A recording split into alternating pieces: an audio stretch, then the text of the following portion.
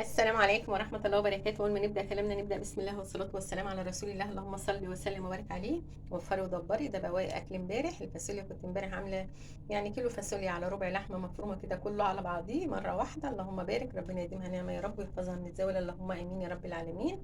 هو اللي عملته النهاردة بس حبة رز بشعرية. ودايما قللي في الرز في الصيف لأن بيفيد. أنا امبارح فات حبة صغيرين يعني، كنت مستحرمه ارميهم بس اكلتهم اخر النهار على حبه فاصوليا كده، عشان ما بحبش ارمي حاجه. تمام. النهارده عملت حبه رز كده بشعريه. وده كيلو الفاصوليا يعني اتغدينا منه امبارح والنهارده.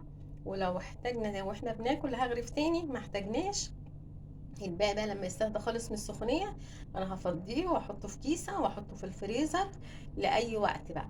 اطلعه واعمل جنبيه اي حاجه كده، حتى لو انا اللي هاكلهم واعمل جنبها اي حاجه كده تانية يعني. تمام وبألف هنا وشفا يا رب للي هياكل. وصون النعمه تصونك، وربنا يديمها نعمه يا رب ويحفظها من الزوال، اللهم امين يا رب العالمين. وده غدا النهارده ان شاء الله، واترككم في رعايه الله وامنه، والسلام عليكم ورحمه الله وبركاته.